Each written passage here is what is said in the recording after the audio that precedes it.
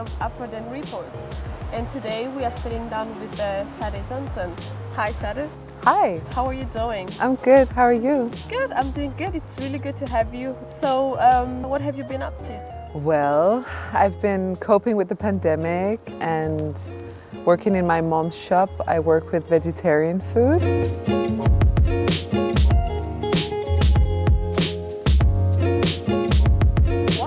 Yeah, and then I've been doing work in Afro-Danish Collective, which is an organization working for the rights of Afro-Danish people with African heritage. Have you been doing your courses online as well, since everybody's doing everything online these days? And how has that been for you? I've had this course with dealing with mindfulness as a therapeutic tool.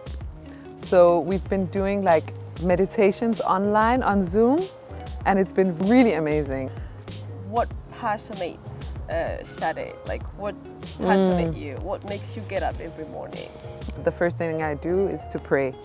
So that is definitely something that gets me going. Of course, my child as well. Yeah. As a mother, I think that has to be the first thing on your list. How can you say? Activism is on my schedule. Yeah. He comes first. And it doesn't make any sense to do any activism if he is not well cared for. How do you feel about the saying that Black people don't do therapy? Yeah, that's I've definitely worked with that claim since the day I started studying, because that has been my mission, to create a more safe space where Black and brown people will feel more welcomed and more accepted and a more natural space to be in.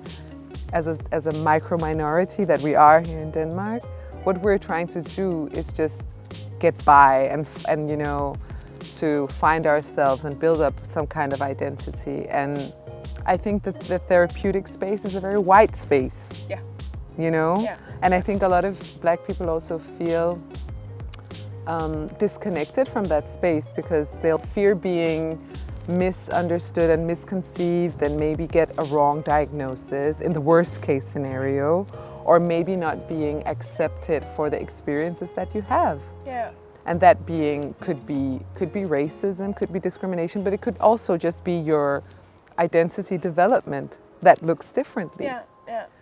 So I think that kind of idea that Black people don't go to therapy is very much because therapy is not open towards them. Yeah. What I've also experienced moving into the activist field and being more connected to the community around Black and brown people is that we have a lot of core trauma that are keeping us from actually thriving and actually elevating and becoming what we need to become and what we want to become.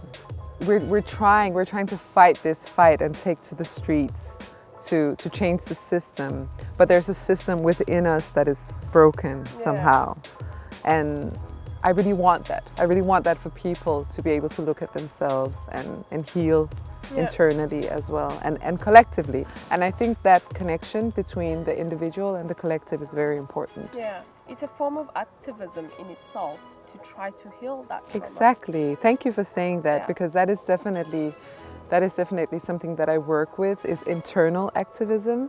So instead of directing all our attention towards changing white supremacy and the system that we find ourselves in and the structures that limit us, I think we need to elevate our activism to a more spiritual level where we feel connected to something higher than ourselves, and those that are close to us. Yeah. Build that community that is filled with love and trust and true compassion and understanding. I like your activist part. I like your psychologist part. It just makes you so versatile. Thank you. And you also mentioned a son. Yes. How is that? How do you juggle all of that with your family life? Yeah. Oh, it's not always easy. What I try to do is I try to just bring him along and live with him instead of living side by side, living a parallel life. So what I try to do is not say I'm a mother in a certain space and not a mother in another space. I'm always his mother, and that is my most honored title. I try my best also to to exemplify and embody that change that I want to see out there in the world, in my motherhood, and try to create that representation for him that I want to see for all our brown and black kids in Denmark.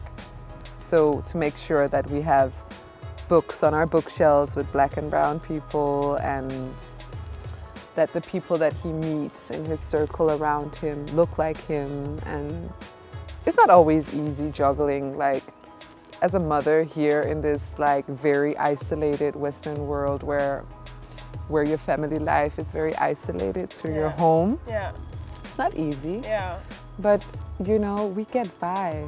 And I'm trying to respect his boundaries as well, because like he's a 10-year-old kid that just wants to like listen to Ice Kid and, you know, Casey and have a fresh fade and like TikTok, and you know, he's not all about like change and liberation because he's in a whole different mindset. Like he's a child, and that I want for him, because I also know that black and brown children, they are made into adults very early. They're made to grow up very fast and made to protect themselves too early. So I'm also just trying to like give him his childhood and his space, and if he doesn't want to come along for a demonstration or for yet another board meeting or whatever, that's okay. That's okay. That's okay. Yeah. If there's one thing that you would want someone to remember about you, what would that be? I would really want people to feel like that I mirror them and that I care for them with my presence. Not necessarily big, profound words, but that I embody what I want to be and what I want to see in the world. And yeah, so I hope that I'll create that kind of feeling of safety. All right, amazing. Thank you for being so open and honest and true. You opened up the space. Thank you. Thank you.